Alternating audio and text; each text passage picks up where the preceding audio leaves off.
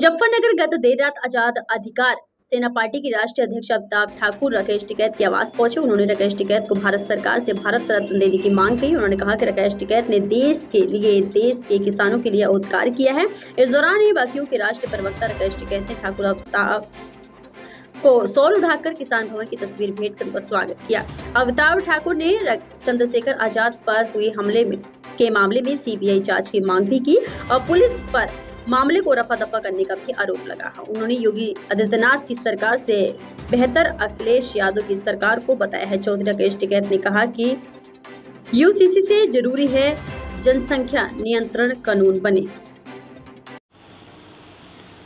श्री राकेश टिकैत को मैं अपनी पार्टी की ओर से व्यक्तिगत स्तर पे उनके द्वारा देश के लिए जो अद्भुत कार्य किया गया है, किसानों के लिए जो अद्भुत कार्य किया गया है, उसके लिए व्यक्तिगत रूप से उनके प्रति अपना सम्मान प्रकट करना, देश के लोगों के प्रति की तरफ से उद्गार प्रकट करना और साथ ही साथ यहाँ आके मैं भारत सरकार से यह मांग करता हूँ कि यदि भारत रत्न के सच्चे अधिकारी कोई हैं तो उनमें श्री राकेश टिकैत भी एक व्यक्ति हैं।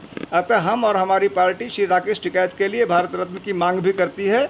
मैं इनसे अनुरोध करता हूं कि चूंकि वह सच्चे हकदार हैं इसके लिए, अतः भारत सरकार इस बात को समझे और वास्तविक जो देश के लिए कार्य कर रहे हैं उनको सम्मानित करे। किस तरीके से देखते हैं जिस तरह देश की व्यवस्था चल रही है इस वक्त, सरकार में मनमानी हो रही है अपनी?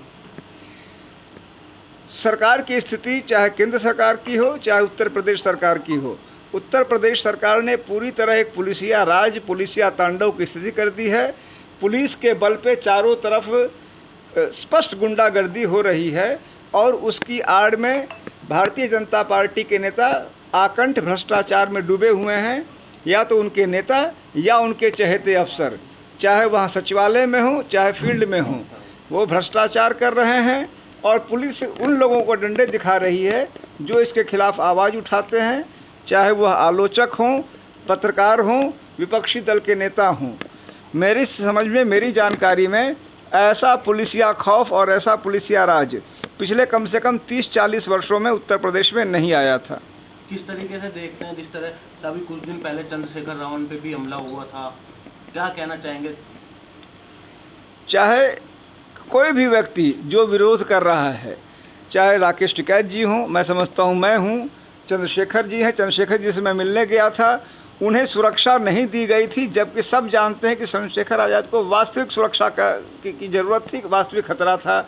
अब जाके 3-4 लोग उनको दिए गए हैं। उनकी तफ्तीश में भी पूरी तरह धांधली की जा रही है। हमारी पार्टी ने उस मामले में सीबीआई जांच की मांग की है। स्वयं चंद्रशेखर जी का भी कहना है कि फर्जी ढंग से लोगों को पकड़ के मामले को रफा दफा करने का प्रयास हो रहा है। किस तरीके से देखता है? आज एक पिक्चर आई है हूर, 72 हूर, क्या कहना चाहेंगे? लगातार विवाद भी हो रहा है उस पिक्चर का। मैंने वो पिक्चर नहीं देखी अभी, मुझे आई। मेरा यह मानना है कि यदि व्यक्तिगत स्तर पे मैंने अपने शासनकाल में यदि श्रेष्ठतम जो सरकार देखी थी वह कल्याण सिंह जी की पहली सरकार थी। लेकिन जहाँ तक अगर मैं वर्तमान सरकार और अखिलेश यादव की सरकार की तुलना करूं तो कई मामलों में उसमें कमजोरी थी, लेकिन निश्चित रूप से डेमोक्रेटिक वैल्यूज़, लोकतांत्रिक मूल्यों पे वह सरकार इससे कम से कम 25 उतरती थी। लगातार आप सरकार के खिलाफ रहते हैं, क्या कारण है? ऐसा क्या है कि जो आप लगातार सरकार के खिलाफ रहते हैं? देखिए, मैं इसको ऐसे कहूँगा कि यह मेरी फितरत नहीं है कि मैं इनके खिलाफ रहूं। वह जो स्थितियां होती हैं, जो सत्यता होती है, जो सच्चाई होती है, मेरी समस्या है कि मैं उस कड़वे सच को बोलने से चूक नहीं पाता। जो सच्चाई है वो बोलता हूं तो उन्हें लगता है कि मैं व्यक्ति विशेष के खिलाफ हूं। मैं किसी पार्टी के साथ नहीं हूं, किसी पार्टी के खिलाफ नहीं हूं। जो सच्चाई हूँ उसके साथ पहले भी था और अभी भी हूँ और आगे भी रहूँगा। अजीत पवार ने महाराष्ट्र में बीजेपी ज्वाइन किया, संबंध रहे हैं, टिकैत साहब के टाइम से इनसे संबंध रहे हैं और यहाँ पे आए हैं तो घर पर सबका स्वागत है। और ये तो सार्वजनिक घर है, यहाँ पे सब लोग आएंगे। इनका धन्यवाद हम करते हैं कि आए और ये इनका परिवार का एक हिस्सा है ये घर भी। इस तरीके से देखते हैं जिस तरह चंद्रशेखर अपने घर जा रहे थे, उन पर हमला हुआ। देखो, ये इस तरह की बड़ी घटनाएं हैं, वो पकड़े भी गए हैं और उनका साहस देखो कि जहाँ योगी जी ये कहते हैं कि यहाँ पे पूरा क्राइम हम ख़त्म कर दिए, तो एक विचारधारा की नई ये पोत तैयार हो रही है जो नफरत की पोत है। बयानबाजी होती है, बयानों पे हत्याएं नहीं होती कि किसी पर आप सीधा फायरिंग करोगे, गोलियां चलाओगे, तो वो नहीं है।